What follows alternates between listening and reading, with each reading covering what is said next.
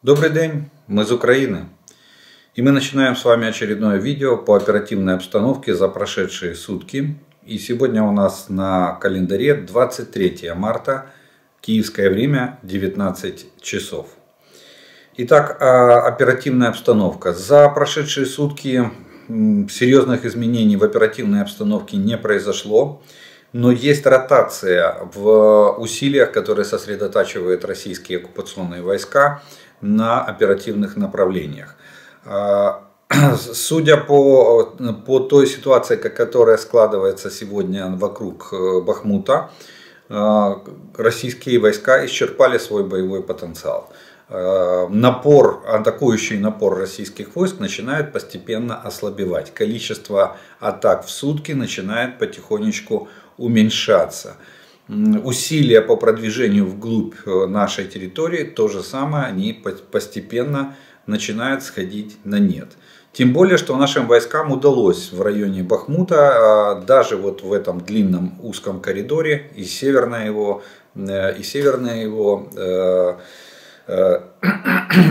плацдарм и южный, стабилизировать ситуацию и удержать этот коридор. Да, ожесточенные бои идут в центре Бахмута. С трех сторон противник продолжает давить, но тем не менее там тоже продвижение его замедлилось явно, и усилия по продвижению явно снизились. Но что делает российское командование? Они переносят усилия на Авдеевское направление. И сейчас самой горячей точкой постепенно, я так понимаю, напор переходит именно на Авдеевское направление. Но при этом надо обратить внимание, что российское командование не перебрасывает резервы, основные резервы. Оно использует те резервы, которые были накоплены вдоль линии фронта, там на глубину 10-20 километров, за счет прибытия мобилизованных. И сегодня они решили, скорее всего, принято решение в Москве. Понятно, что Авдеевку в лоб они не возьмут. Кстати, в Авдеевке есть участок, где до сих пор наша оборона стоит на линии 24 февраля. Никуда она не сдвинулась. И это очень хочется отметить, что мы удерживаем там даже такой участок обороны. Они решили сделать то же самое, наложить то же самое лекало, как и на бахмутском направлении, а именно попытаться окружить Авдеевку.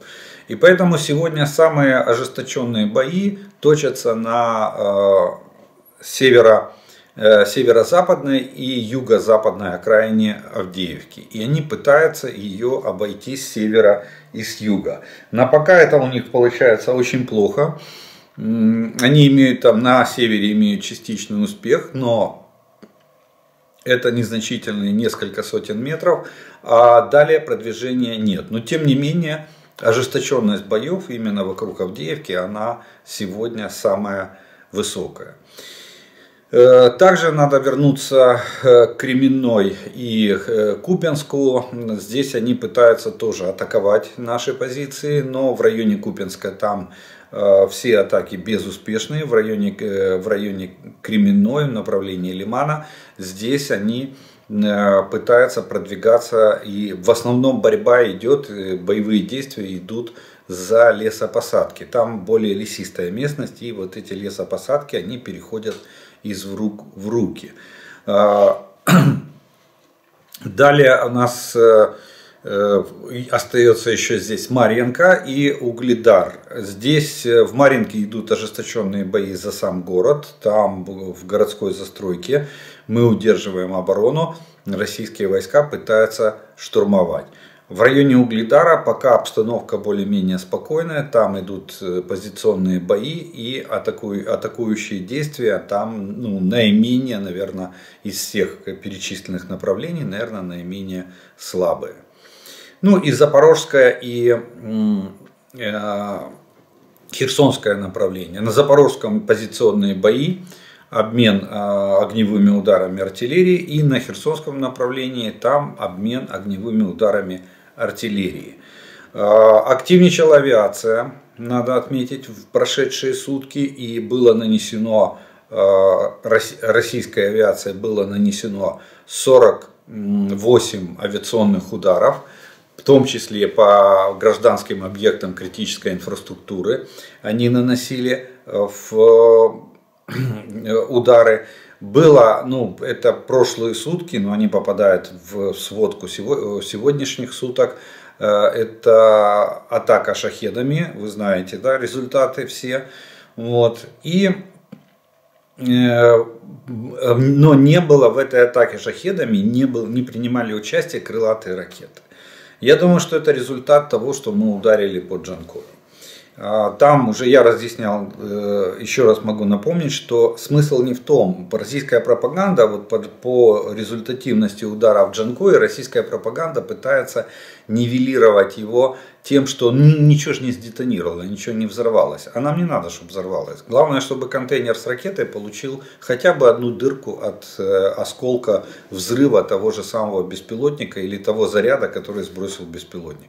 Все, этот контейнер с ракетой нельзя, это стартовый контейнер, который вставляется в шахту. Вот. Причем как шахту корабля, так и шахту подводной лодки. Если он получил хотя бы одно повреждение, он уже не пригоден к эксплуатации. Поэтому я считаю, что Джанкой очень успешная операция, и мы достигли своей цели. Скорее всего, шахеды не смогли поддержать ракетными ударами. И несмотря на то, что сегодня в акватории Черного моря на боевом дежурстве находится порядка 15 кораблей эскадры Черноморского флота, 3 из них это носители ракет «Калибр», причем 2 это надводные корабли, и к обеду сегодняшнего дня к ним присоединилась еще подводная лодка. Вот. Общий залп этих 3 носителей может составить порядка 20 ракет «Калибр». Но залпа нету. Они продолжают дрейфовать в море, но залпа мы не наблюдаем на сегодняшний день. Так что вполне возможно, что это все последствия удара в Джанкое. Ну и плюс, вы знаете, кстати, можно предположить, что часть эскадры Черноморского флота вывели в море после событий, вчерашних событий, раннего утра в Севастополе. Это тоже, там была очень интенсивная стрельба, кто-то устроил такой утренний раздрайв, 4:40 началось, и стрелковое оружие, и системы ПВО, и было несколько мощных взрывов в районе бухты Севастопольской, и причем взрывы были такой мощности, что повыбивало окна и двери вблизлеже в домах, которые расположены недалеко от Черноморского побережья. Так что, может быть, это спровоцировало то, что российские войска вывели из Севастопольского, во всяком случае, из Севастополя вывели часть эскадры в море, в том числе там попали носители, которые... Остальная часть эскадры туда тулится ближе к Новороссийску, к российским территориальным водам, и как-то так особо, они же боятся выходить за мыс Фиолент, потому что там начинается уже зона поражения наших ракетных противокорабельных комплексов, типа Гарпун или Нептун. Далее надо отметить, что в Российской Федерации проблема с мобилизацией. То, что мы с вами говорили, что мобилизация на сегодняшний день не обеспечивает потребности армии. Я не говорю уже о тех планах, которые там наставил Путин, и звучит это, конечно, очень страшно. То, что до мая месяца 500 тысяч отмобилизовать, до конца года 400 тысяч контрактников. А еще же не забывайте, в апреле месяце, сейчас с 1 апреля грянет призыв 130 тысяч, 120, 130 Россия обычно призывает каждые полгода. Но, видимо, ситуация складывается таким образом, что вот к нам бригада едет недоукомплектованная, это уже наша разведка точно знает, что они едут не полным штатом военного времени. Соответственно, получение резерва, видимо, затягивается для российских войск. И мы видим, отмечает наша разведка, и западная разведка отмечает то, что в российских вооруженных силах началась прессинговая кампания по срочникам. Вот, кстати, обращаю внимание, кто нас слушает в России, смотрит, у кого сегодня есть родственники, которые проходят срочную службу по призыву, вот их сейчас, поинтересуйтесь их судьбой, потому что сейчас командный состав нещадно прессует этих срочников с целью принуждения подписания контракта. Мы уже знаем случаи, когда подписали, вот в Южной Осетии проводилась такая добровольно-принудительном порядке воспитательная работа. 50 срочников подписали после такой воспитательной работы, подписали контракт. Через неделю они уже были в Мелитополе. Все, подписанный контракт, неважно сколько, подготовленный, не подготовленный. Подписал контракт, все, на следующее утро собираешь вещмешок и в поезд и пошел, в эшелон и пошел. И они уже в Мелитополе. Это данные нашей разведки. Поэтому я думаю, что ей стоит верить, потому что мы наблюдаем этих молодых ребят. У нас сейчас активно пополняется обменный фонд российскими военнопленными. В основном идет молодежь. Как-то мобилизованных таких более пожилых возрастных нету. В основном молодежь, которая вот по глупости своей пришла в военкомат, или которых родственники, мы знаем тоже очень много случаев, когда мама, папа за руки в военкомат, иди, сынок, борись с нацистами. Вот. И этот сынок идет в военкомат, его загребают, и он оказывается здесь, в Украине, на линии фронта. В лучшем случае попадает в плен, в худшем случае возвращается домой в мешке. Или попадает в списки без вести пропавших. Для того, чтобы государство российское не тратило деньги на компенсации. Ну и вот такая вот в общем обстановка. Белоруссию еще надо вспомнить. Там ситуация более-менее стабильная. Идет небольшая ротация белорусских войск по прикрытию государственной границы. Мы это четко все наблюдаем. На полигонах в Брестской и Брянской, в районе Осиповичей и в Брестской области идет подготовка российских войск. Там готовится порядка 10-12 тысяч российских военнослужащих. Недавно была ротация, где-то месяц назад, так что пока через пару недель, я думаю, что эти уже будут считаться подготовленными. 4-6 недель ускоренный курс для пехоты, я так понимаю, российская команда не считает это за глаза. Так что мы можем где-то к концу марта ожидать еще ротацию там.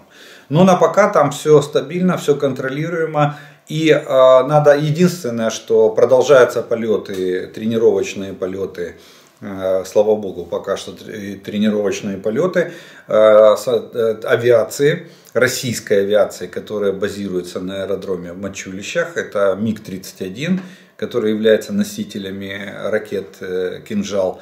Вот. Поэтому, к сожалению, мы вынуждены объявлять опять же воздушную тревогу, причем по всей территории Украины, потому что кинжалы летят, покрывают всю территорию Украины. Вот. А в остальном на белорусско-украинской границе ситуация спокойная и контролируемая. На российско-украинской границе ситуация тоже остается без изменений. Единственное отличие ее то, что российская артиллерия российские войска продолжают обстреливать нашу территорию. Причем за прошедшие сутки это было во всех 3 областях, в Сумской, в Черниговской, в Харьковской. Были обстреляны населенные пункты, и это привело к жертвам среди гражданского населения. Есть раненые и убитые. Вот такая вот обстановка на этих 2, точнее не 2, там 5 у нас целых оперативных направлениях. Что не могу не зачитать урожай, который собрали силы обороны за прошедшие сутки. Сутки удачные, скажу так, для сил обороны Украины. Наши силы обороны ликвидировали порядка 660 российских захватчиков. Враг потерял 13 танков за сутки, 11 боевых бронированных машин, 19 артиллерийских систем. Сегодня урожай просто на артиллерийские системы. 2 реактивные системы залпового огня, 1 средство ПВО и 20 беспилотников оперативно-тактического уровня, 18 автомобилей и 3 единицы специальной техники. Вот такой вот урожай собрали силы обороны Украины на всей линии фронта от Харькова до Херсона. Это, в принципе, все, что касается военных событий в сегодняшней сводке. Ожидаем развития событий на Бахмутском направлении, пока там все более-менее стабилизируется и натиск со стороны России ослабевает. И наблюдаем за развитием событий на Авдеевском направлении. Оно сегодня становится самым горячим из всех оперативных направлений. Ну и поговорим немножко о военно-политических новостях, которые происходят в Украине и вокруг нашей с вами страны. Вот. И начнем, наверное, с такого интересного. Мы уже подзабыли и давно не вспоминали план Маршалла. Где он, что с ним. А его, кажется, пишут. Пишут, и причем очень тщательно. И сумма ущерба, которую наносит Российская Федерация, растет. Растет точно так же, как и ущерб, который продолжает наносить Российская Федерация нашему государству. На сегодняшний день, по оценкам западных экспертов, на восстановление Украины необходимо 411 миллиардов долларов. Об этом нам сообщает Мировой банк. Ну, очень серьезная организация, кстати. Это говорит о том, что они уже считают, откуда брать. Во-первых, они четко следят за суммой ущерба. Во-вторых, я так понимаю, что Мировой банк не может остаться в стороне. И они наверняка просчитывают, где взять эти деньги и как их инвестировать в Украину. И это говорит о том, что уровень, будем так говорить, участия мировых стран в восстановлении Украины будет очень большой и очень конкурентный. Если уже Мировой банк взялся подсчитывать ущерб и определять сумму инвестиций, которые необходимо вложить в восстановление Украины. Для нас, конечно, цифра запредельная, поднебесная, можно даже сказать. 2,6 годовых внутренних валовых продуктов нашего государства составляет вот эта сумма. То есть больше, чем 2,5 ВВП, которого производила Украина, точнее произвела Украина в 2022 году. Вот. Несмотря на падение уровня производства.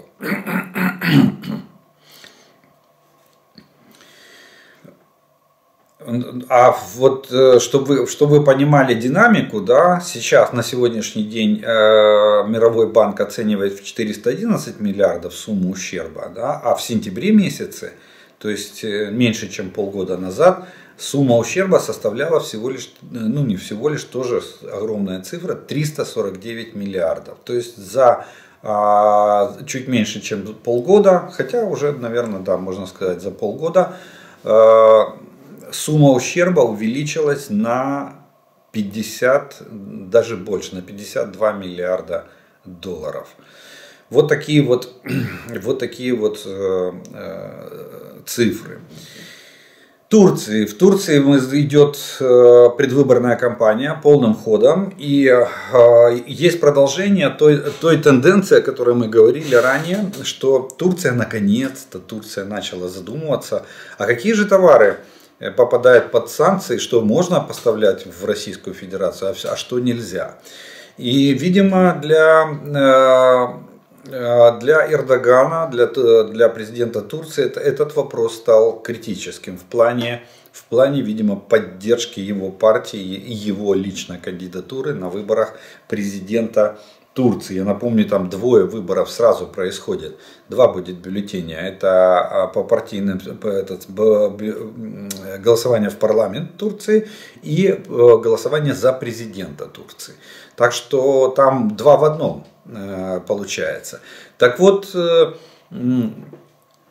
Таип Реджеп Эрдоган последнее время поручил правительству, ну, во-первых, составить список санкционных товаров. Наконец-то они пересмотрели все санкции, которые введены против Российской Федерации, и составили, на основании этих санкций составили список товаров, которые запрещены для поставки в Россию турецкими компаниями. Причем запрет касается товаров иностранного происхождения, то есть перепродажа тоже не допускается.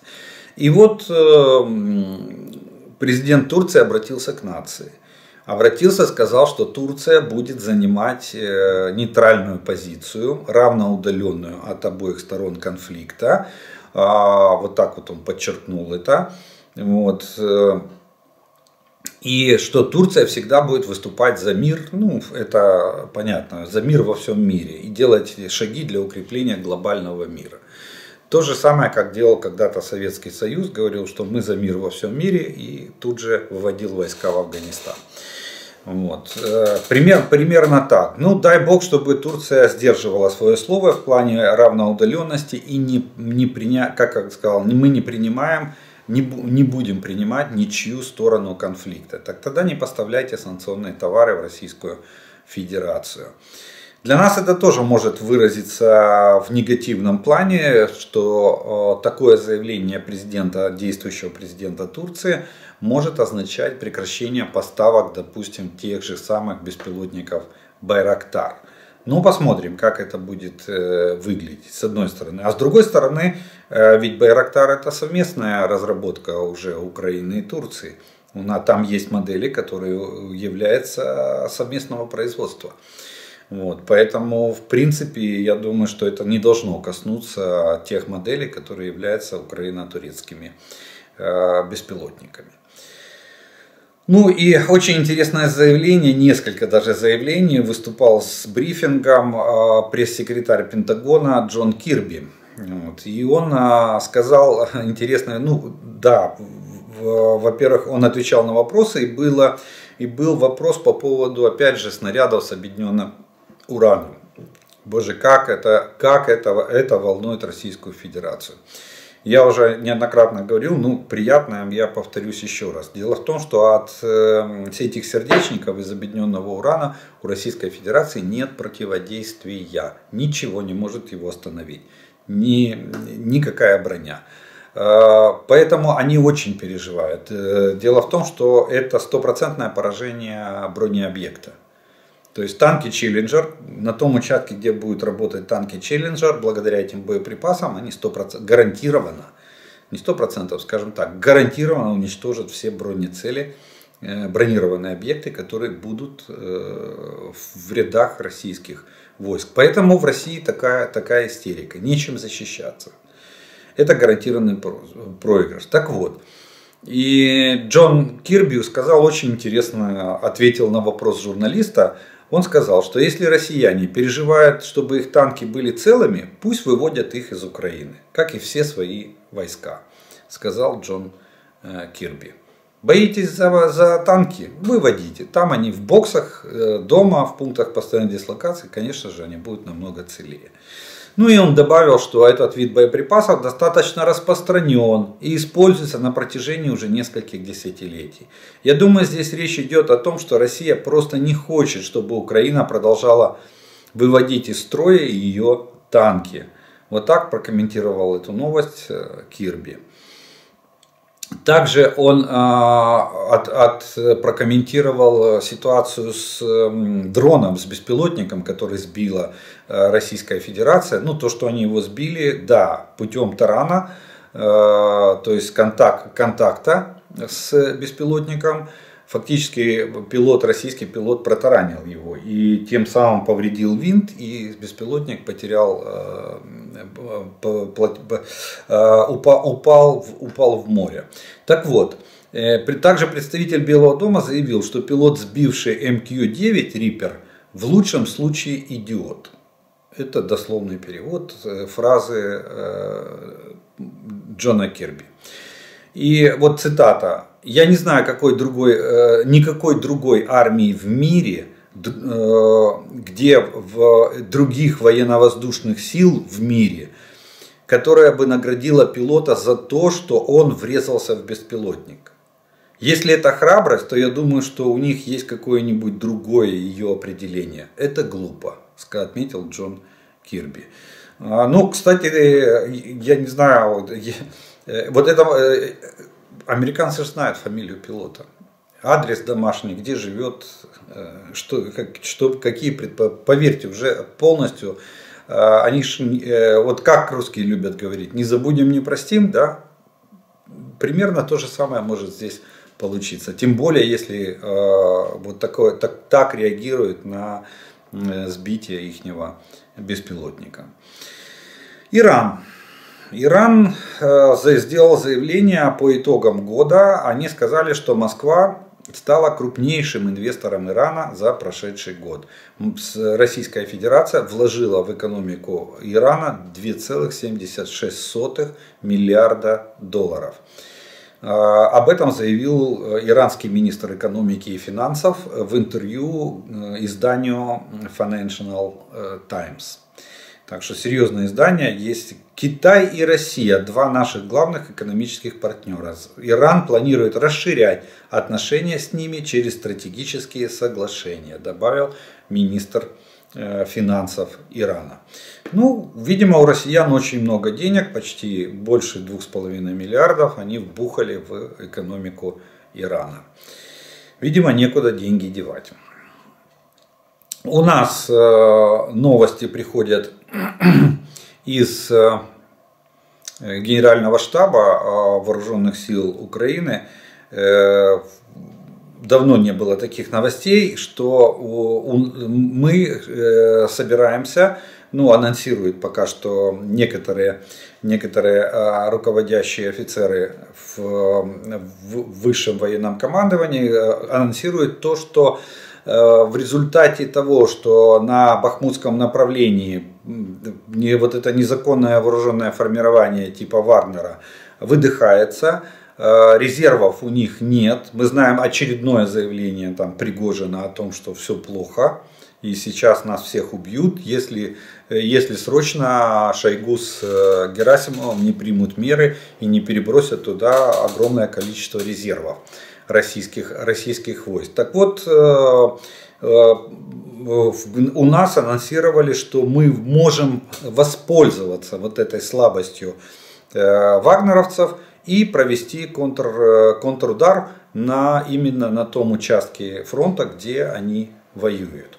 Как это будет выглядеть и где точно будет проводиться этот контрудар, пока еще на сегодняшний день неизвестно. Но тем не менее такой анонс прозвучал в средствах массовой информации, что возможно мы попытаемся воспользоваться слабостью какого-либо из участков фронта, где воюют в основном представители вот этой вот оркестровой организации под названием Вагнер. А сам Пригожин разразился очередным заявлением и сказал, что все, мы собираемся и уходим в Африку. Возвращаемся в Африку и будем там в Африке воевать. Единственное, что об этом сообщает нам издание Bloomberg.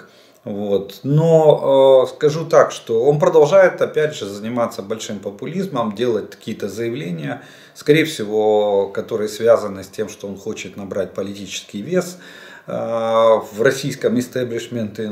Это у него очень плохо получается. Насколько я понимаю, управление войсками осуществляется централизованно, и вертикаль управления, она строгая и нерушимая.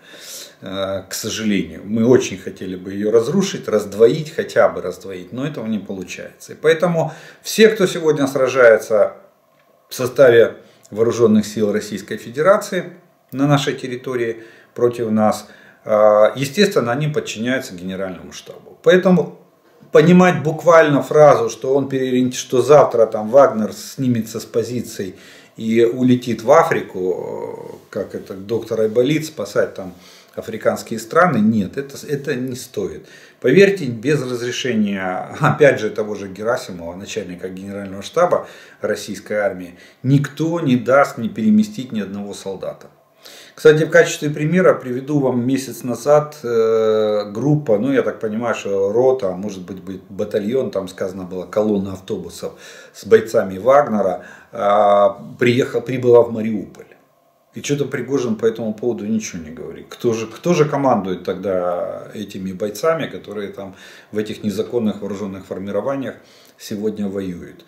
Видимо, все-таки генеральный штаб.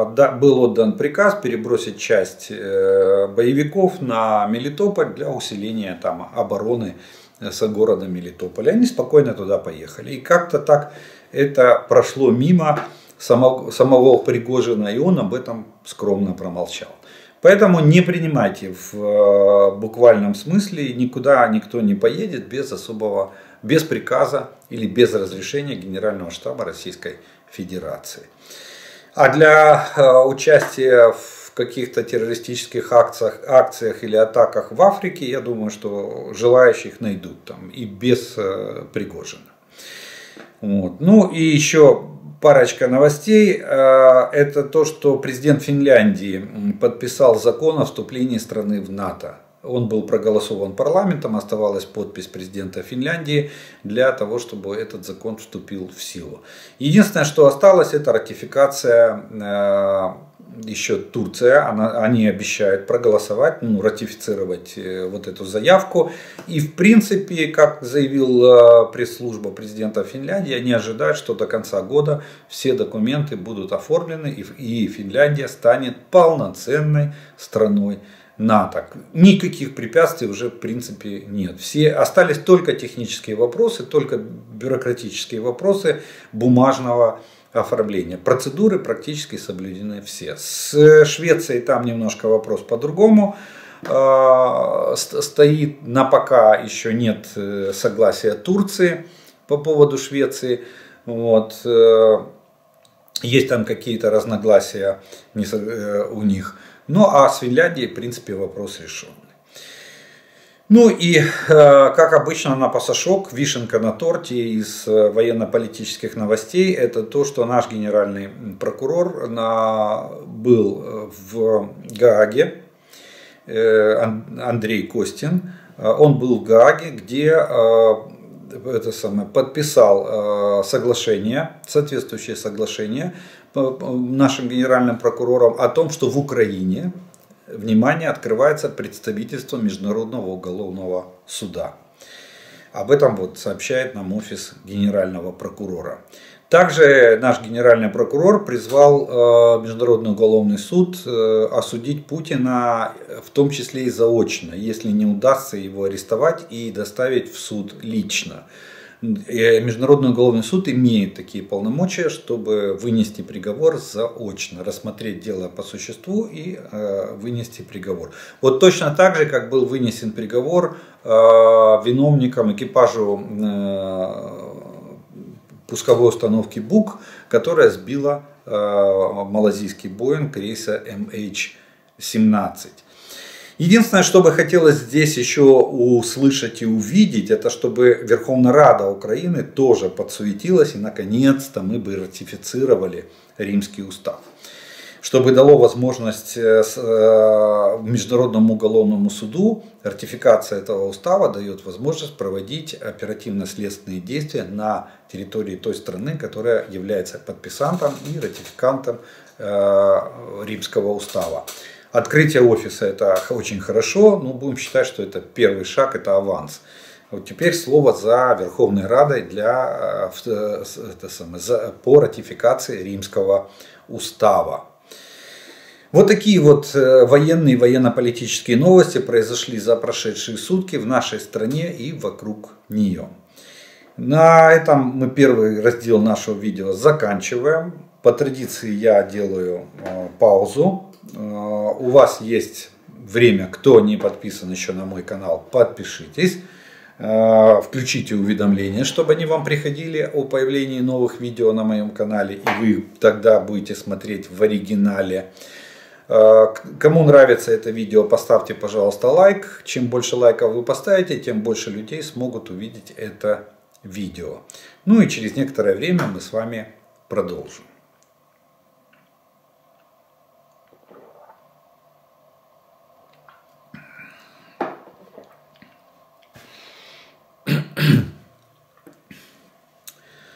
А продолжим мы с вами, как обычно, по традиции, это ответом на те вопросы, которые вы задали к предыдущим видео. И первый вопрос сегодняшнего дня, он будет очень интересный, из практики войны. Немножко с оттенком юмора. Вопрос звучит так. Что обозначает словить дельфина на танке? Это как? Объясняю. Обычно этим страдают молодые механики, неопытные механики-водители. Все зависит именно от него. Вы же знаете, что люк механика-водителя на танке находится под стволом башни. Когда танк идет в боевом положении башня, то люк механика должен быть закрыт. Иначе ствол не станет в направлении цели. А так ствол чуть-чуть приподнят, повернут вправо, это называется башня-стоп, положение башня-стоп или по походному. Так вот, по походному люк механика открыт, торчит голова и он управляет танком. Танковый маршрут всегда выглядит как горбы верблюда. И вот в этих ямах собирается вода, там огромные лужи. Глубина этих луж может достигать метров, все разные есть. Вот. И когда танк на скорости выскакивает на бугор, а потом ныряет в эту лужу, он, естественно, поднимает вот эту всю муть, грязь, мул, песок вместе с водой, и волна перекатывается через броню и заливает танк через люк механика. Естественно, вся эта грязь в лицо и на голову механика. Вот. Ну и плюс потом надо выгребать из танка, вычищать все, что туда натекло. Вот это называется словить дельфина. Опытный механик знает, как правильно въехать в глубокую лужу, так, чтобы не поймать этого дельфина. Чтобы вода из этой лужи, вот эта грязь, не попала в середину танка, ну и не вымочила его с ног до головы. Ну тем более, что вода же не чистая, вода же грязная.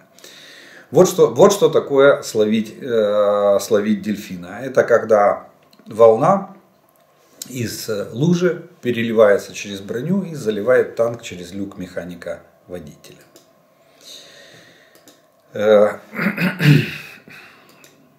Следующее. Здравствуйте. Хочу узнать ваше мнение по поводу освобождения так называемых ДНР и ЛНР. Как по вашему мнению, вооруженные силы Украины будут действовать? Ведь вся линия фронта до 24 февраля укреплена последним словом техники. Все забетонировано, заминировано, доты и прочее.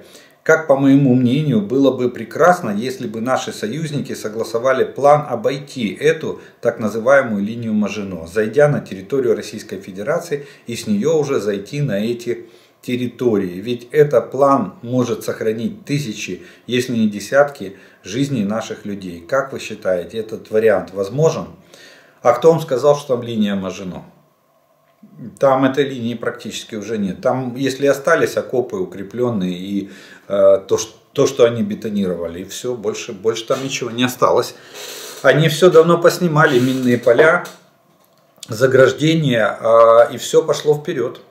И обороняться они особо не собирались, они так держали эту линию, оборудовали, но из расчета того, что они завтра пойдут в наступление, причем все 8 лет. Поэтому, и зная, что мы постоянно проводили политику умиротворения врага, а именно то прекращали огонь в одностороннем порядке, потом запрещали открывать ответный даже огонь одно время нашим бойцам, никаких действий агрессивных в плане попыток освобождения нашей территории в сторону врага не предпринимали, поэтому россияне там особо и не старались. Так что нету там никакой линии Мажино. Вариант с заходом вдоль государственной границы, допустим, с севера, да, или с юга, если мы там прорвемся и такой крюк сделаем через Мелитополь, Бердянск, Мариуполь и пойдем через Новоазовск наверх туда, на Изварино, вдоль границы. Такой тоже вариант возможен. Движение вдоль границы может быть в качестве рейда наших войск как по нашей стороне, так вполне возможно, может быть, Генштаб и предпримет такую попытку рейда, допустим, вдоль границы. Заодно надо будет снести артиллерию, которую Россия тут же стянет к границе. Мы же помнишь же, как громили Саур-могилу, да? Ее же расстреливали с территории Российской Федерации. Сколько насчитали международные расследователи? 225 огневых налетов российской артиллерии с российской территории по нашим войскам в 2014-2015 году в активную фазу боевых действий. Поэтому в целях недопущения вполне возможен такой вариант. Как примут, не знаю. Но сразу хочу сказать, что там нету никакой линии Мажино. Нету. Они собирались идти в наступление. Они особо там, да, они прикрывались минными полями, инженерными заграждениями, но основные усилия они направляли на то, что они пойдут в наступление. Далее. Расскажите, пожалуйста, как танки изменят ход войны в Украине? Танки основная огневая и ударная сила в наступательных и контрнаступательных операциях. Отсюда ответ на вопрос, как танки, кардинально танки изменят. Чем больше у вас танков, чем лучше эти танки, тем больше шансов на то, что вы с меньшими потерями прорвете оборону противника. А дальше вы просто расширяете прорыв и развиваете наступление вглубь обороны противника с заходом ему в тыл и фланг с целью его окружения, разоружения или разгрома. Поэтому танки являются основной ударной огневой силой в этих операциях. И чем их больше, и чем они лучше, качественнее, в том плане, что одно дело Т-72, а другое дело Леопард 2 в версии А4. А если версия А5, еще лучше.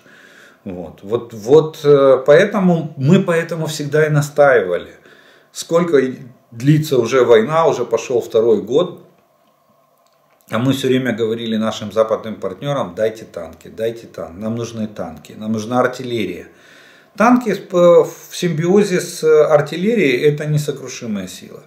Артиллерия — это основа огневого поражения противника, а танки, еще раз повторюсь, это ударно-огневая сила, основная ударная огневая сила наступающих войск.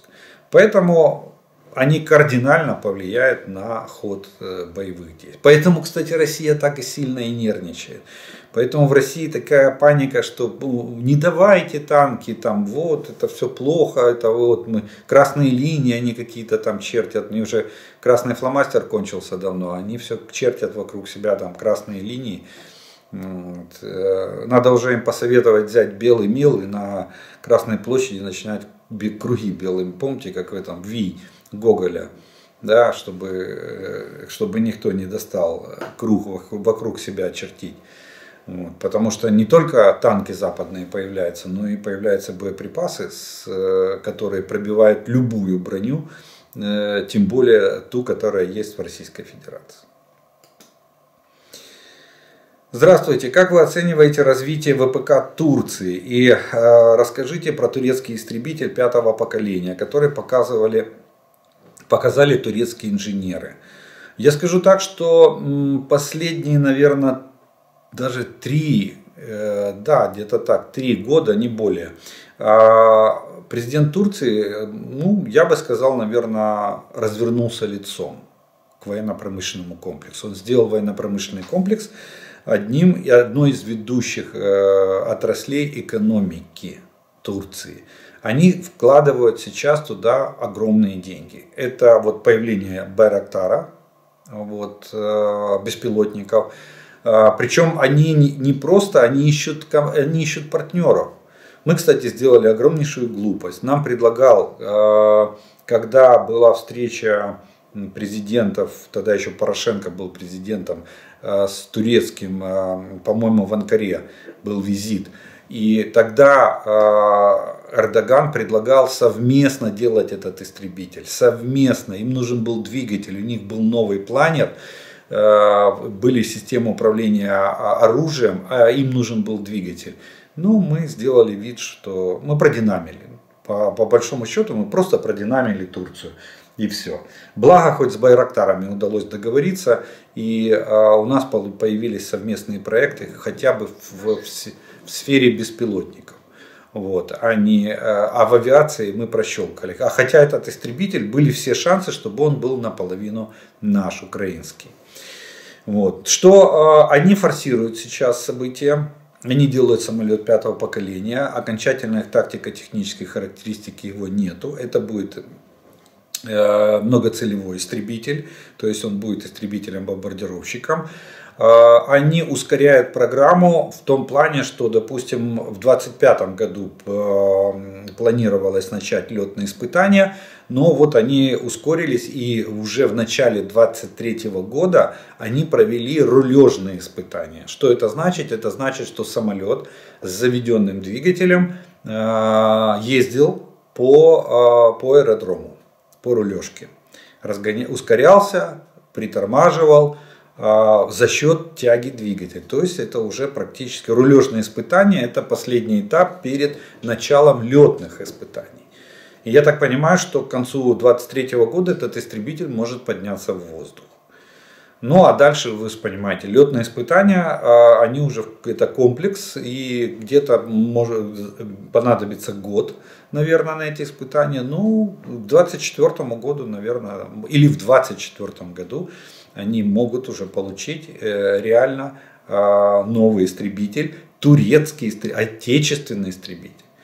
И по поводу еще ВПК добавлю, что Турция сделала свой танк.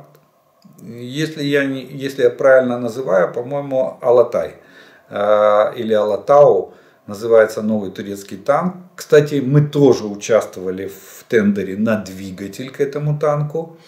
И, ну, к сожалению, наш двигатель не выиграл тендер, выиграла корейская фирма, и турецкий танк получит корейский двигатель, южнокорейский, естественно. Так что они все делают отечественное. Бронетранспортеры у них есть свои турецкие. Танк у них сейчас будет турецкий. Они, кстати, к 2025 году уже закупки его планируют. Самолет, видите, они ускоряются всеми темпами. Делают собственный истребитель. То есть программа F-35, из которой Соединенные Штаты так недружественно убрали Турцию, хотя Турция начинала уже туда перечислять деньги в эту программу. Вот. Турция ответила тем, что они делают собственный самолет. Молодцы. Независимость в военном плане для государства это одна из гарантий, основных гарантий суверенитета страны. Ну, естественно, ее территориальной целостности. Очень часто в сводках говорят, что типа подготовка ударной группировки врага на таком-то направлении не зафиксирована. Я так понимаю, что работает наша разведка. А у врага ведь тоже есть разведка, какая-никакая. Может ли она зафиксировать подготовку нашей ударной группировки для контрнаступления? И если да, то какие могут быть последствия такой осведомленности? Последствия могут быть самые пагубные.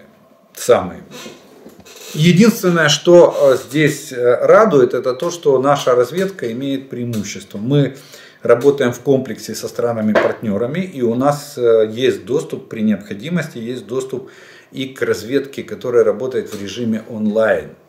То есть спутниковая разведка, аэроразведка, тот же Риппер, который сбили россияне.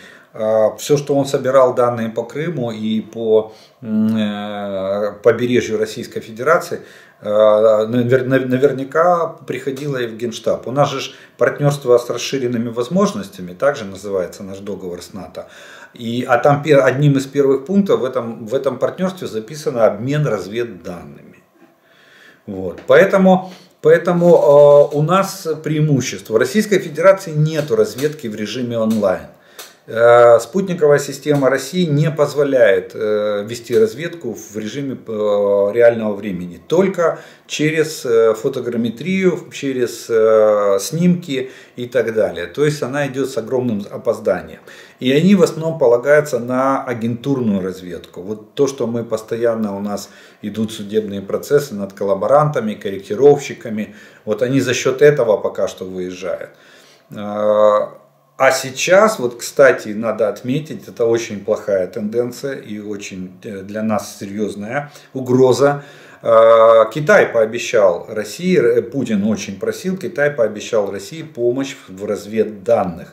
У Китая есть спутниковая разведка, космическая разведка, которая работает как у американцев в режиме онлайн. Вот это очень плохо. Если китайцы начнут делиться с Российской Федерацией разведданными, тогда они смогут отслеживать перемещение наших войск. Ну и нам будет намного тяжелее проводить маскировочные мероприятия и прятать наши резервы, наши войска, нашу логистику от ударов со стороны Российской Федерации. Это могут быть ракетные удары, ну только ракетные, на большую глубину Россия больше. Авиационные удары они не наносят. Но они наносят ракетные удары с помощью авиации в том числе. Вот так вот. А наша разведка работает, причем не только агентурная, но и работает и аэроразведка, и космическая разведка. Так что вот такая вот ситуация с разведданными.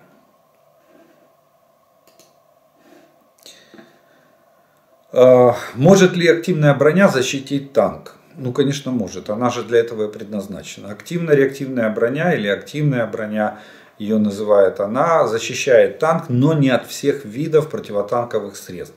Она защищает, ну, будем так говорить, на каждое действие есть всегда противодействие. И когда придумали танк, начали придумывать бронебойные снаряды. В результате был придуман кумулятивный заряд, который пробивает броню танка. Причем кумулятивные заряды развились таким образом, что преград в броне не было. Там 800 мм, 500 мм бронепробиваемость. Ну, вы же понимаете, что толщина башни не может быть 800 мм. Никто такую башню делать не будет. Танк с места не сдвинется. Это будет груда металла просто, в которой сидит экипаж. Тогда, чтобы бороться с кумулятивными снарядами, было придумано, и с бронебойно-подкалиберными снарядами тоже, была придумана активно-реактивная броня. Вот эта черепашка, которую одевают. Естественно, когда придумали эту черепашку и сказали, что фу, слава богу, танк защищен, придумали тандемный заряд. Тандемный заряд — это две головных части на противотанковых ракетных, ну в частности на ПТРК, на противотанковых ракетных комплексах. Вот наша Стугна имеет тандемный заряд. Первый заряд реагирует и нивелирует усилия активно-реактивной брони, второй заряд пробивает броню танка, потому что уже ячейка сработала и ПТУР ничто не удерживает, он достает броню. То же самое делает, там, допустим, Джевелин. То же самое есть тандемные заряды в тяжелых противотанковых гранатометах типа Айнлау британских. Так что ждем следующее изобретение, которое уже защитит танк от тандемных зарядов противотанковых средств. Но в любом случае активная броня танка защищает его от определенного вида боеприпасов и противотанковых снарядов. Как вы думаете, что они снимают с хранения? Как вы думаете, что они снимают с хранения старые танки, чтобы их закопать и получить готовые бронированные укрепления, которые еще и стреляют? Вполне возможно. Вполне возможно, что они будут. Они, кстати, Российская Федерация уже такой опыт имеется. Мы знаем, на запорожском направлении они позакапывали Т-62. Вот. И в качестве укрепрайонов они закапывают там. Вполне возможно, они закопают 55-ки, 54-ки. Но скажу так, что у них довольно слабенькая броня. Вот. Тогда, когда они создавались, тогда активно-реактивной брони не было. Даже если они наденут на них черепаху, хотя это время, и не успевают уже. У 55-ки практически очень слабый стабилизатор, у него оптический прицел. Ну, в качестве дота, огневого дота, да, может быть, его можно использовать. Если по башню его зарыть в землю, то в принципе как огневое средство ее использовать можно. Ну, тогда нам просто понадобится большее количество противотанковых средств для того, чтобы уничтожить эти танки. Кстати, в последнее время появилась информация о том, что мы уже начинаем активно использовать свитчблейды 600, а это именно противотанковые барражирующие боеприпасы, то есть маленькие дроны камикадзе, именно для борьбы с бронированными объектами противника. Поэтому если нам поставят, допустим, свитчблейды в 600 в необходимом количестве, то нам будет все равно, сколько они зароют, 10, 20, 40 танков. И тем более таких как Т-55, Т-54. То есть это танки со слабой старой броней послевоенного периода. Я имею в виду после Второй мировой войны. Здравствуйте, вы сказали, что боевые действия в горах сильно отличаются от остальных типов местности. Чем и почему? И другой вопрос. Как самая сильная армия в мире, армия США, за 20 лет не смогла полностью разобраться с талибами в Афганистане, при том, что у тех даже авиации не было. Спасибо вам за информацию. Ну, кстати, вот это пример того, чем отличается война в горной местности и в простой местности. Но я задам встречный вопрос, вот для того, чтобы вы подумали. Чем степь отличается от гор? Рельефом, правильно? Там прямой, как стол. Из винтовки выстрелишь, пуля летит, пока не устанет. И когда устала уже, ну, имеется в виду, закончилась ее кинетическая энергия, тогда она падает. Да? А в горах камни сплошные нагромождения. Вы знаете, что в горах практически становится бесполезной артиллерия. Почему? Потому что твердые породы грунта прячутся за камни, и взрыв может быть с другой стороны камня от артиллерийского снаряда. А за камнем будет сидеть солдат и будет вести спокойно огонь. Ни осколки, ничего. Максимум взрывная волна. Максимум может быть контузия, и то в горах контузия слабее, потому что разряженный воздух. В горах очень низкие температуры. Как только солнце заходит за гору, температура падает до нуля, а иногда и ниже. Чем выше в горы, тем меньше техники. Почему? Потому что после 1500 метров двигатели машин начинают сдыхать. Мощность двигателей за счет разряженности воздуха падает в разы. Если вы, допустим, ну вот даже вспомните афганские, да, даже это в песнях воспевали наши солдаты, что на перевал пушки тянут зилы, надрывая кардан. Потому что не тянет двигатель. Если 310 лошадиных сил у двигателя, то на высоте 1500 метров, дай бог, чтобы он выдал 100 лошадей. Вот такое. Плюс отсутствие дорог. А по камням, между прочим, колесная техника идет очень плохо, потому что ну, как бы проезд по камням тяжелый, плюс падение мощности двигателя, а гусеничная техника идет еще хуже. Потому что когда идут по каменному нагромождению, если камень попадает между катками танка или БМП, все, кранты. Пока ты камень не выбьешь, ты никуда не поедешь. У тебя гусеница заклинившая. Поэтому очень тяжело вести боевые действия в горах. Особенности ведения там всегда применяют. В основном в горах воюют в пешем порядке. Это раз. В основном в горах применяется более легкое вооружение. Кстати, по поводу авиации, смотрите, если гора высотой у вертолета, у вертушки где-то около 5000 метров потолок. Выше вертолет физически не может, законы физики не может подняться. Да? А если боевые действия происходят на высоте 3000 метров в горах, то вертушка может летать над этой горой. Получается, что абсолютная высота 2 километра. И его достает любой стингер. Или там любая игла, любой ПЗРК его достает. То есть он не может выше подняться, потому что у него высотомер от уровня земли считает, а гора 3000 метров. И до вертолета остается 2 километра всего-навсего. Очень много особенностей и кардинально отличается. Пеший порядок, легкое вооружение. Надо брать с собой очень много теплой одежды, потому что эти низкие температуры и минимум техники. Вот такие вот. Плюс вы не забывайте, что там в горах отсутствие воды. Там, воду человеку надо пить. Сколько врачи рекомендуют? До 3 литров в сутки выпивать. Вот этим отличаются боевые действия в горной местности. Поэтому и бригады, отдельные бригады специально готовят для боевых действий в горах. Поэтому они называются горно-штурмовые бригады.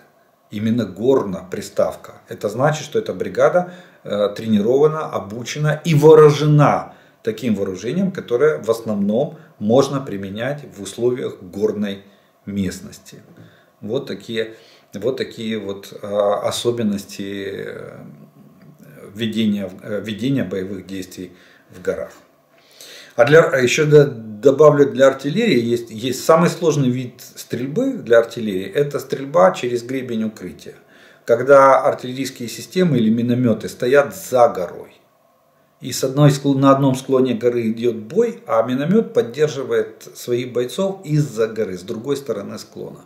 И чтобы его поразить, надо еще уметь туда попасть. Называется стрельба через гребень укрытия. Очень тяжелый вид ведения огня для артиллерии, для подавления вражеской артиллерии.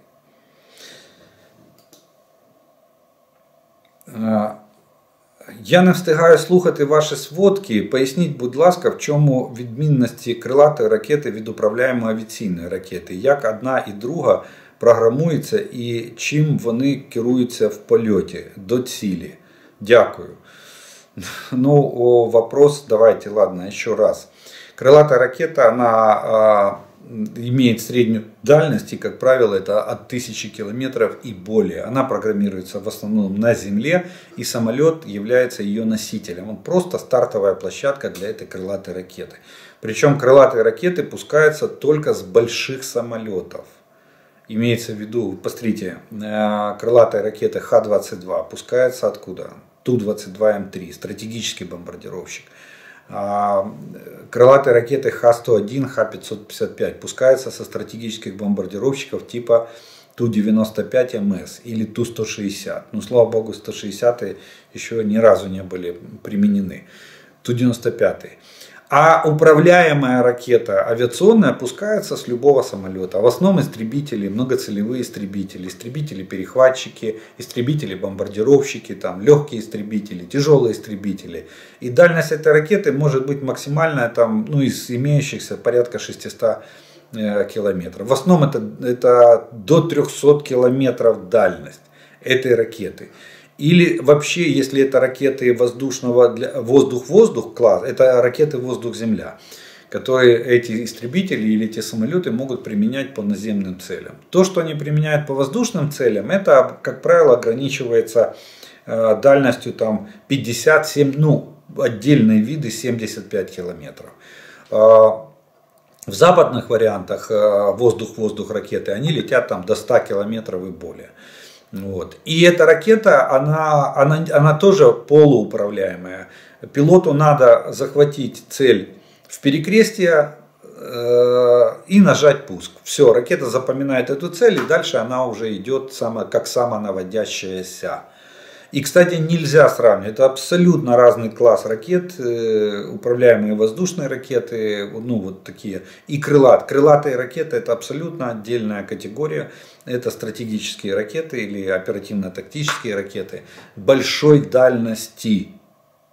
Они имеют особенности своего применения в плане того, что они летят, повторяя рельеф поверхности Земли, они летят по заранее программируемому маршруту. Этот маршрут вкладывается в голову ракеты еще на Земле специальной командой. В воздухе уже никто не перепрограммирует эти ракеты. А ракеты, управляемые воздушные ракеты, ну, я так понимаю, что вы имеете в виду, скорее всего, ракеты класса воздух-воздух. Они применяются для воздушного боя. Так,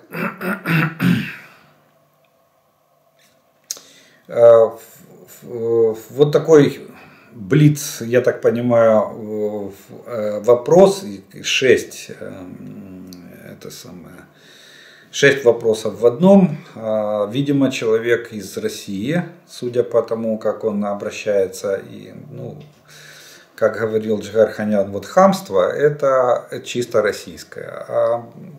культурой, видать, тяжело. Но тем не менее, я взял, потому что очень много вопросов довольно интересных, которые стоило бы, на мой взгляд, осветить. Так вот, пишут, был видос у Hellfire 555, это ник, скорее всего, человека, я так понимаю, либо в ТикТоке, либо в Ютубе, что танки Т-62 сейчас проходят глубокую модернизацию, и они лучше получаются, чем Т-72, потому что у них ходовая для украинского ландшафта лучше подходит. Это неправда по поводу того, ходовая и ландшафт. Кстати, 72-ка прекрасно одинаково. 72-ка и 62-ка чувствуют себя на нашем ландшафте. Разница только в ходовых качествах. Дело в том, что у 62-ки двигатель, и у 72-ки более сложная ходовая. И, кстати, она больше адаптирована, но она за счет своей конструктивной сложности, она более сложная в эксплуатации. У 62-ки еще ходовая идет, еще идет практически тянется, точнее, от 34-ки. Особо там не отличается. Поэтому не по ходовой проблема. А вот если вы внимательно посмотрите, я не знаю, про какое видео вы говорите, по поводу глубокой модернизации 62-ок, объясню. Есть в сети видео 103-го бронетанкового завода, где показано, как снимается с хранения танки Т-62. Так вот, глубокая модернизация заключается в следующем. Меняется средство связи на танке. Добавляется при цели ночная ветвь, то есть ночной ННП ставится, ночной наблюдательный прибор, для того, чтобы танк мог вести огонь в темное время суток. И ставится активно-реактивная броня, то есть вот черепаха сверху одевается на танк. Но состояние Т-62 настолько плохое, что на заводе приходится делать капитальный ремонт. То есть они разбирают эти танки до корпуса. Полностью. И, конечно же, российская пропаганда говорит о том, что делается глубокая модернизация. На самом деле делается капитальный ремонт вот с этими 3 улучшениями. Больше на этих танках ничего не делается. Ни лазерного дальномера на них нету, ни нового прибора управления огнем нету, ни новых стабилизаторов, ничего. Поэтому их, да, 62-ок очень много на хранении. Очень много. Вполне возможно, что именно и, видимо, качество постановки на хранение Т-62 намного лучше консервация, чем Т-72, которые ставились в брежневские, во времена Великого Застоя, как любят говорить ветераны или граждане, которые жили в Советском Союзе. Далее. Вообще-то тактика побольше набрать и вооружить всем, что есть, даже Т-34 и БТР-42, и такую навалу бросить в бой довольно опасно для Украины. Понятно, что их легко подбивать и убивать, но их много, очень много, и они отвлекут внимание. Внимание кого? Российская Федерация сегодня не может набрать вторую волну мобилизации. Не может, они прессуют. Вот я в оперативной обстановке сегодня рассказывал, по данным разведки, прессуют срочников, чтобы те подписывали контракт. Потому что с мобилизованными проблема. Формы нету. Мы примерно знаем, что около 100 тысяч мобилизованных сегодня шатаются по учебным центрам и полигонам по всей Российской Федерации. Их не во что одеть. Не во что. Нету бронежилетов и касок на них.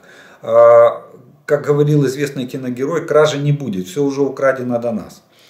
Вот задайте своим военным вопрос российским, где автоматы, где каски, где бронежилеты, бэушные. Выдавали вот последние партии, которые приходили мобилизованные в Украину, у них были бэушные бронежилеты. Вы посмотрите на пленных, они российских, которых мы берем сегодня, они все без броников, они все поснимали эти старые советские броники, которые тяжелые, которые протираются пластинами, они просто вываливаются, они все воюют без броников, в большинстве своем. В советской каске, на которую надет красивый камуфляжный чехол, пиксельный. И она так выглядит хорошо, но когда чехол снимаешь, там стальной шлем образца 1955 года. Вот и все. А вы говорите, да даже на 34-ки, пока их Российская Федерация заведет, эти 34-ки, я вот только что рассказал, как Т-62 заводят через капитальный ремонт, так война уже давно закончится. Вы еще 10 лет их заводить будете, этот металлолом. Следующее. Если контрнаступление не получится, то дадут ли нам оружие на следующий, будет ли еще один шанс для контрнаступления? Конечно, дадут. Дело в том, что контрнаступление будет продолжаться до победного конца. И Запад даст столько оружия, сколько надо. Именно об этом сейчас говорят лидеры западных стран. И не только Соединенные Штаты, и Германия об этом заявляет, и Франция об этом заявляет, и Великобритания об этом заявляет. Сколько надо, столько дадут оружия. Надо будет 2 волны контрнаступления, будет 2. Надо будет 3, будет 3. Поверьте, они не могут уже отступиться. Уже на сегодняшний день все мосты сожжены и все решения приняты, кто с какой стороны баррикады находится. И Запад принял нашу сторону. Поэтому наше поражение будет поражение коллективного Запада. Поэтому они этого допустить не могут. Оружие дадут без ограничений. Почему объединенный уран не заменить карбидом вольфрама и не нервировать россиян? Эффект тот же и никакого хайпа. А при чем здесь хайп? Есть такое правило Питера, что оружие делается максимально дешево. Дело в том, что вольфрам в любом виде он стоит очень дорогих денег. Он довольно редкоземельный металл. А почему именно объединенный уран? Потому что его девать некуда. Объединенный уран выбрасывают. После обогащения урана вот этот объединенный уран без 235 изотопа его выбрасывают. Его некуда девать. Поэтому было принято решение, попробовали. Оказалось, что объединенный уран даже получше прожигает. Он еще и воспламеняется при пробивании брони за счет выделения огромного количества кинетической энергии. И вот эти горящие пары объединенного урана являются еще дополнительным поражающим фактором для экипажа танка. Поэтому этот снаряд и был сделан. Так что дешево и сердито будем бить врага всеми имеющимися средствами. А вольфрам очень дорог. Очень дорого. И даже обработка вольфрама тоже дорогостоящая, потому что для вольфрама нужны специальные станки, специальные резцы, которые могут обрабатывать такие твердые металлы, как вольфрам.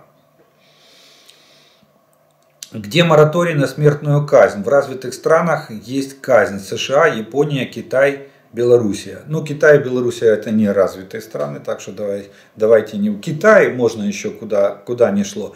Белоруссия это вообще придаток сырьевой, точнее производственный придаток. Сырья там практически нет, а производственный придаток России, да, тут я соглашусь.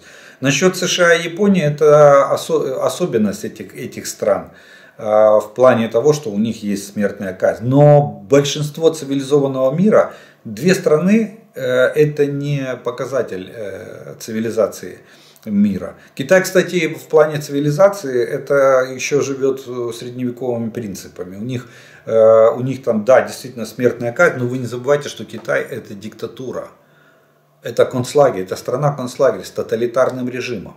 И сейчас Си Цзиньпинь пытается всеми силами восстановить китайские династии, начиная с себя. Я так подозреваю. Судя по тому, как он ведет политику, особенно внешнюю. Так что Китай я бы не брал бы вообще в расчет. Ну, с Белоруссией понятно. А США и Япония это особенность развития этих стран. И 2 страны не делают погоды, когда, по-моему, более 50 стран ввели мораторий на смертную казнь. Сегодня в Европе смертной казни нет. Сегодня ООН поддерживает 2 руками мораторий на исполнение смертной казни. Некоторые страны не отменили, продолжают выносить приговоры, но не приводят в исполнение смертные казни.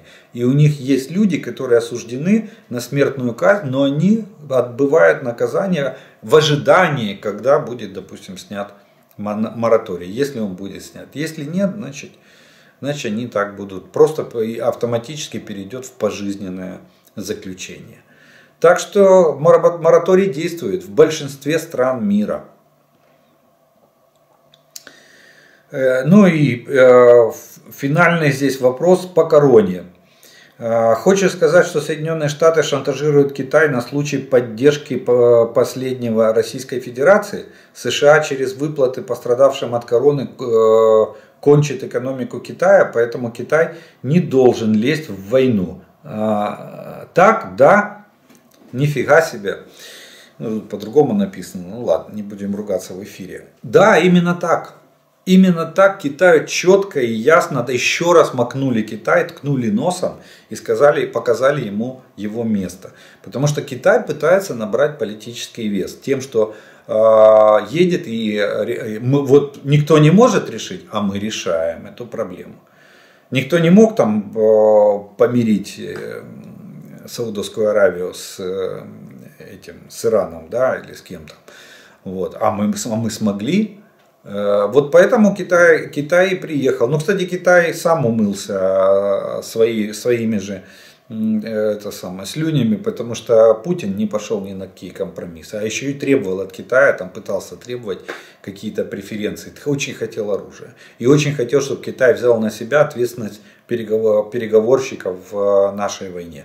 Что Китай очень сильно отказался. А по поставкам оружия взял тайм-аут. То есть, когда он их поставит, неизвестно. Но договора по экономической экспансии во все более-менее развитые сферы Российской Федерации подписал. И Россия пустила, везде пустила. В атомную энергетику пустила Китай, в освоение Арктики пустила Китай, в космические программы пустила Китай.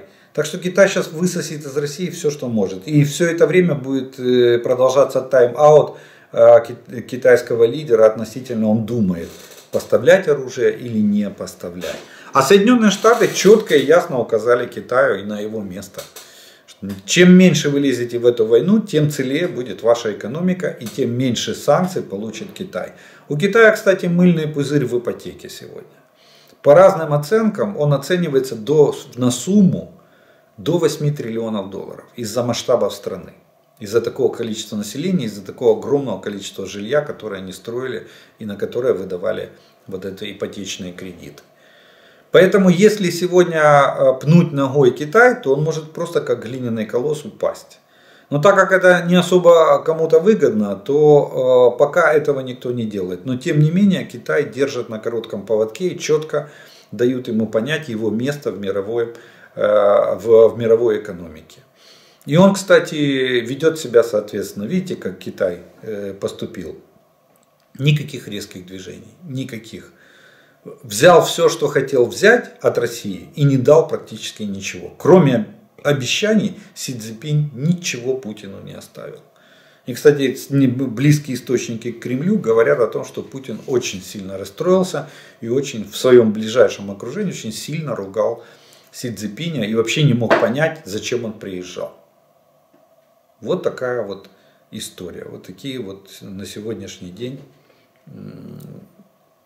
ответы вот на ваши вопросы. Надеюсь, я ответил на все ваши 6 вопросов. Если Соединенные Штаты примут решение о передаче нам ракет Атакмс, как вы считаете, куда полетят эти ракеты? Будет ли разрушен Крымский мост так, чтобы русские не смогли выйти из Крыма через него? Я думаю, что это будет цель номер 1. А цель номер 2 это будут логистика железной дороги, которая идет с Российской Федерации. А Крымский мост будет цель номер 1. Потом единственное, что с логистикой может еще посоревноваться аэродромы, которые использует российская авиация для нанесения нам авиационных ударов. Вот. Но целью, первое, это, я считаю, будет Крымский мост, а номер 2 это логистика, номер 3 это аэродромы.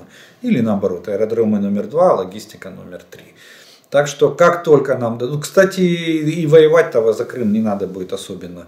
Достаточно обвалить по одному пролету Крымского моста, а мы этого уже, кто-то это уже сделал, то есть у нас есть наглядный пример, что это возможно, что мост не такой прочный, как заявляли, вот, там Ротенберг и те, кто его строил, поэтому он будет, а потом просто планомерно начать выносить все военные объекты, которые находятся в Крыму. Это те же военные аэродромы, те же базы, с техникой и вооружением, те же склады, те же нефтебазы и так далее и тому подобное. Корабли Черноморской эскадры, которые стоят пришвартованные в наших бухтах на полуострове.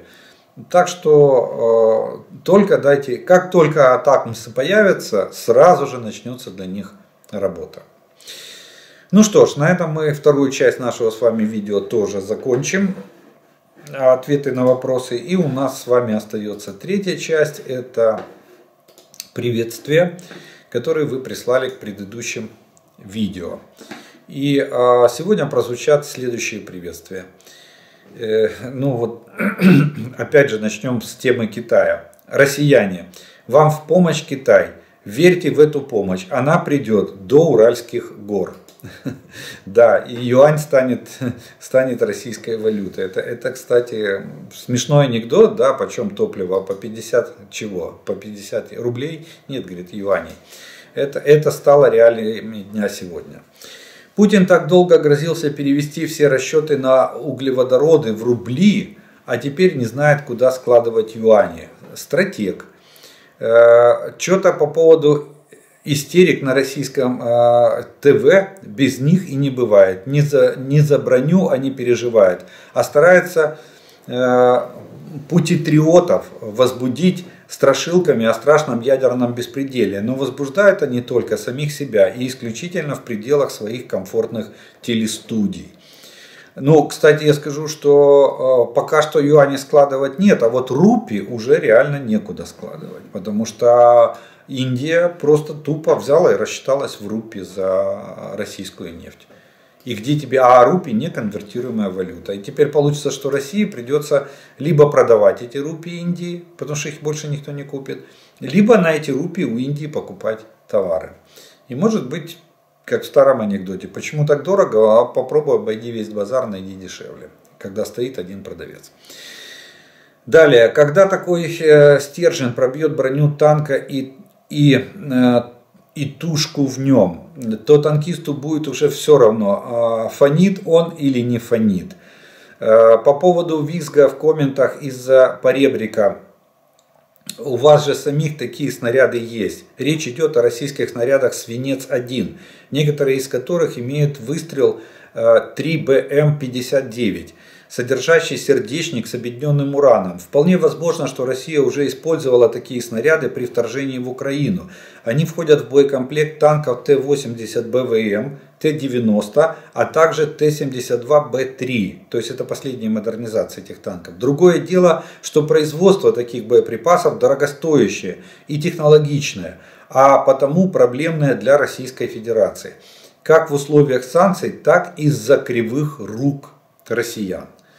Ну, кстати, спасибо огромное за комментарий. Очень интересно, что у России есть боеприпас.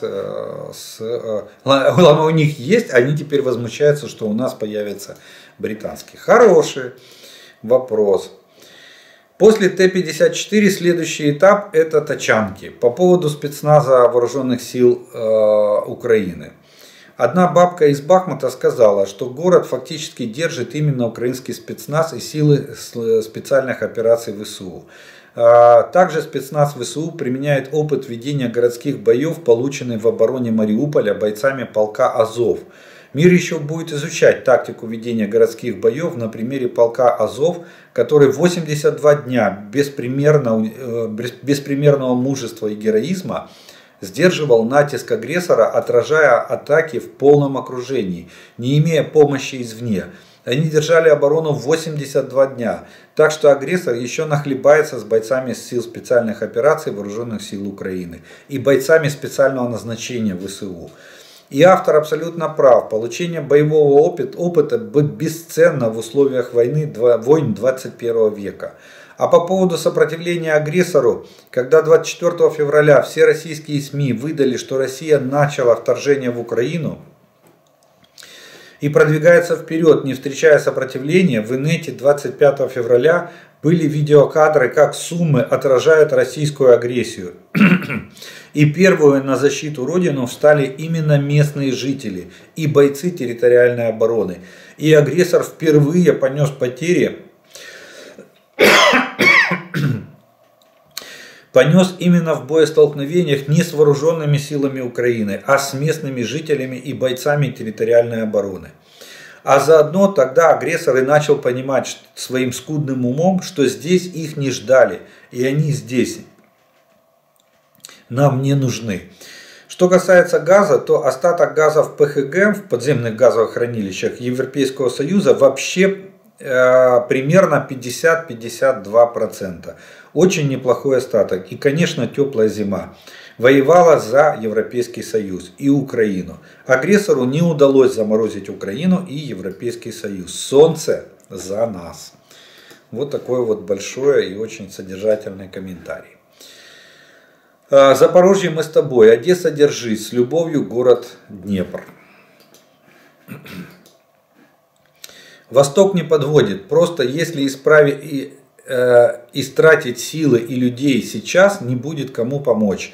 Когда наши войска пойдут в контрнаступление. А Херсон, несмотря на оккупацию, люди активно сопротивлялись. Несмотря на то, что людей арестовывали и увозили в неизвестном направлении. И активное сопротивление стихло после призыва Зеленского беречь свои жизни. Спокойно ждать прихода своих войск, иначе за это время Бог знает, сколько людей вывезли бы неизвестно куда. А так хоть люди уцелели. Добрий вечір, ми з Донеччини. Дякуємо за інформацію, дякуємо нашим захисникам. Віримо в нашу перемогу. Слава Україні, слава нації, триндець Російської Федерації. Ну, от таке пожелання. Німеччина. Сьогодні мій чоловік ремонтував машину на СТО. Всі німці. Так хлопці з таким захватом, з такою повагою відзивалися про українських добровольців і впевнено затверджували, що у Росії немає жодного шансу. При ожесточенной контрбатарейной борьбе буксируемые гаубицы – пережиток прошлого. А расчет уязвим даже от осколков близко входящих. Дроны камикадзе вышибают матчасть. Как здрасте. Те же ланцеты или подобные им. САУ имеют большую защиту, чем буксируемые гаубицы и более маневренны. Время выхода на позиции и свертывания минимальны. Плюс гусеничное шасси по проходимости не сравнить с колесной базой. Особенно в раскисшем черноземе. По сравнению с тем же старым Т-55-62 намного слабее во всех проекциях. Особняком дальнобойные гаубицы и САУ 152-155 мм их на передке не держит. Что имеем со старого Т-55, Т-62 с модернизированной системой управления огнем, теплаком и как опцию ПТУР вместо пулемета и дополнительной защитой. 100 мм нарезной ствол, 115 мм гладкоствольный с прицельной дальностью порядка 6 км. А если еще и дрон-корректировщик присутствует, намного лучший по сравнению с любой слабо бронированной техникой. По Хамви и прочее вообще молчим. Защитой, высокой проходимостью и маневренностью. Так как танк прорыв они, конечно, не пойдут, а вот как танки поддержки и в обороне очень даже ничего.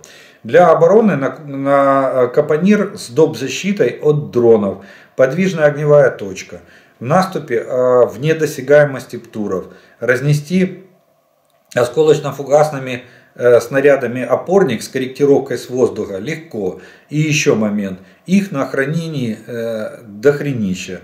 То есть нет проблем ни с ЗИПом, ни с боекомплектом. Ну и еще один комментарий на пасашок перед окончанием нашего с вами видео, и прозвучит он следующим образом. Армии, которая копала окопы в рыжем лесу, снаряды с обедненным ураном не страшны. Ну, вот такой вот с юмором комментарий. То есть они в рыжем лесу получили сумасшедшую дозу радиации, вот, то объединенный уран, там доза радиации очень-очень мала. Ну что ж, вот на такой оптимистической ноте с небольшим юмором мы закончим сегодняшнее видео. И я благодарю вас за ваше внимание, что вы досмотрели до конца и до этого момента, точнее. Кто не подписан еще, приглашаю подписаться на мой канал. Поставьте лайк этому видео, кто посмотрел, для того, чтобы его посмотрели и другие люди. Огромное спасибо спонсорам и тем, кто помогает каналу. Ну а ми з вами продовжуємо вірити Збройним силам України. Перемога за нами. Слава Україні!